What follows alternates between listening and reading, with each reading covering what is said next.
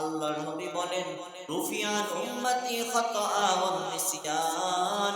আল্লাহ পাক রব্বুল আলামিনের নবী ঘোষণা করে দেন, ও দুনিয়ার উম্মতেরা শোনো, আল্লাহ পাক রব্বুল আলামিনের পক্ষ থেকে আমার উম্মতদের উপর থেকে ভুল এবং ভুলে যাওয়া এই দুইটা গুনাহ উঠায় নেওয়া হয়েছে।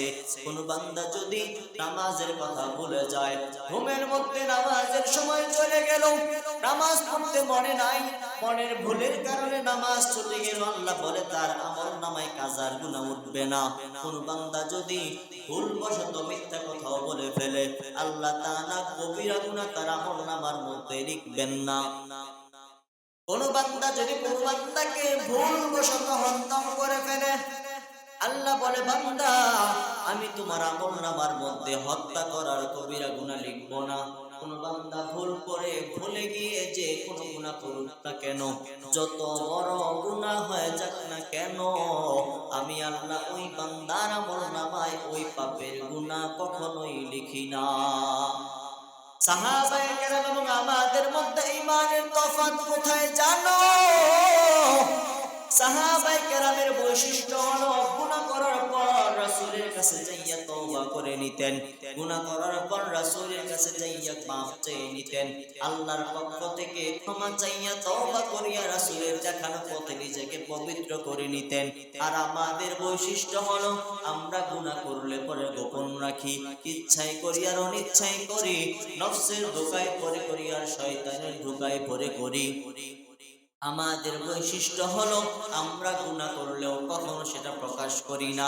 আমরা গুনাহ যত গোপন রাখি, আমরা মনে করি গুনাহ প্রকাশ করলে পরে পরিবারে আমার সম্মান কমে যাবে, সমাজের মধ্যে আমার সম্মান কমে যাবে, মানুষদের মধ্যে ছড়াছড়ি হয়ে যাবে, এই জন্য কেউ অপরাধ করলেও পরে সেটা প্রকাশ করতে চায় না। আর সাহাবায়ে কেরাম জিনা করবার মতো বড় বড় মারাত্মক গুনাহ করবার পরেও পয়গম্বরের দরবারে যাইতেন, কারণ তারা মনে করতেন দুনিয়ার সামান্য শাস্তি আমার কোনো কিছুই হবে না, দুনিয়াতে শাস্তি পেতে পেতে হয়তো সর্বোচ্চ মরে যাব, কিন্তু মরে যাওয়ার পর তো আর শাস্তি হবে না, কিন্তু মরে যাওয়ার পর দুনিয়াতে যদি আমি তওবা না করিয়া পবিত্র না হইয়া মারা যাই, দুনিয়াতে যদি আমি পাপের ক্ষমা না নিয়া অন্ধকার কবরের বাসিন্দা হয়ে যাই, আল্লাহ পাক রব্বুল আলামিন আমাকে জাহান্নামের মধ্যে যেই শাস্তির সম্মুখীন করবেন, ওই শাস্তি আমি কখনোই সহ্য করতে পারবো না। দুনিয়ার শাস্তি পাইতে পাইতে একটা সময় হয়তো মরে যাব, কিন্তু দুনিয়ার শাস্তির পরে পরকালে যে শাস্তি শুরু হয়ে যাবে, ওই শাস্তি তো আর কখনোই শেষ হবে না, ওই শাস্তির কারণে মরণও হবে না, অকাল পর্যন্ত দীর্ঘকাল পর্যন্ত এই শাস্তি চলতেই থাকবে। এই জন্য সাহাবায়ে কেরাম দুনিয়ার জমিনে কোনো পাপ হয়ে গেলে, শয়তানের ধোঁকায় পড়ে যদি কোনো অন্যায় অপরাধ হয়ে যাইত, সমস্ত সাহাবায়ে কেরামের একটা বৈশিষ্ট্য ছিল, গোপন রাখতে পারতেন না।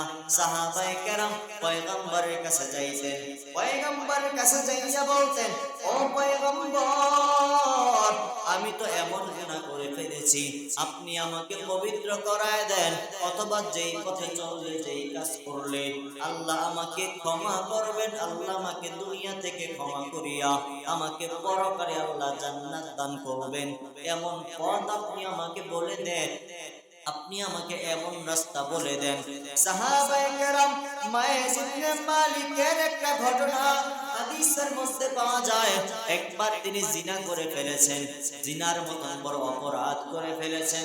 জিনা করবার পর পয়গম্বরের দরবারে এসে বলতেছেন, ও পয়গম্বর আমি তো একটা মারাত্মক ধরনের গুনাহ করে ফেলেছি, শয়তানের ধোঁকায় পড়ে এত বড় অন্যায়, এত বড় জুলুম আমি করে ফেলেছি গো নবী, এখন আমি এই গুনাহ নিয়ে অন্ধকার কবরে যাইতে চাই না, এই গুনার শাস্তি আমি জাহান্নামের আগুন সহ্য করতে পারবো না, সুতরাং আপনি আমাকে দুনিয়ায় বেঁচে থাকতে শাস্তি দিয়া দেন। পয়গম্বরের কাছে এমন আরজ নিয়ে আসলে পয়গম্বর বললেন, তুমি আমার সামনে থেকে চলে যাও, আল্লাহর কাছে তওবা করে নাও, গুনাহ থেকে মাফ চেয়ে নাও, শাস্তি দিতে পারবো না। ওই বান্দা চলে গেল। আবার দ্বিতীয়বার আসলো, পয়গম্বরের কাছে এসে বলতেছেন, নবী আমার মনের ভিতরে শান্তি পাই না, আমি এইভাবে তওবা করলে আল্লাহ কবুল করবে না। আপনি আমাকে শরীয়ত মোতাবেক জিনা করলে যে শাস্তি দেওয়া লাগে আপনি আমাকে সেই শাস্তি প্রদান করেন, তাহলে আমার তওবা কবুল হয়ে যাবে। বলে আমি তোমাকে শাস্তি দিব না, যাও তুমি আমার সামনে থেকে চলে যাও, আল্লাহর কাছে তওবা করে নাও। আল্লাহর বান্দা চলে গেল। তৃতীয় দিন আবার পয়গম্বরের দরবারে হাজির হয়ে যায়।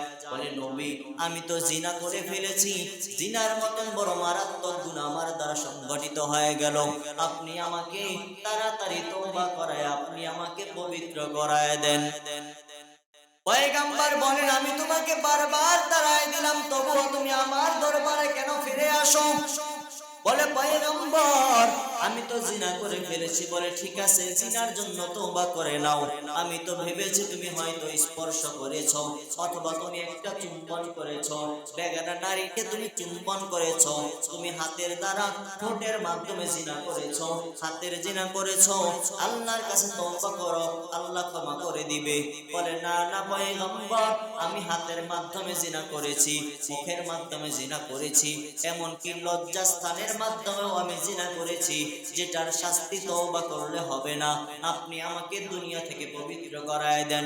পয়গম্বর সাহাবায়ে কেরামকে বললেন, ও সাহাবায়ে কেরাম তোমরা এই মায়েজ ইবনে মালিককে নিয়ে যাও, তোমরা তাকে কোমর পর্যন্ত মাটির নিচে দাবাইয়া মাটির নিচে দাফন করিয়া পাথর নিক্ষেপ করে করে এই জিন্দা মানুষটাকে তোমরা মৃত্যুবরণ করাইবা। এটাই হলো একজন জিনাকারের শাস্তি।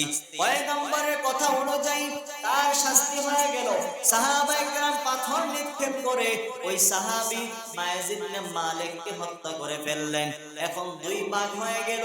একদল সাহাবী বলে মায়েজ তো একজন কাফের হয়ে গেল, সে তো আল্লাহ পাক রব্বুল আলামিনের বিধান লঙ্ঘন করে ফাসিক হয়ে গেল, সে তো ধ্বংস হয়ে গেল, জাহান্নামী হইয়া জাহান্নামের অন্তর্ভুক্ত হয়ে গেল।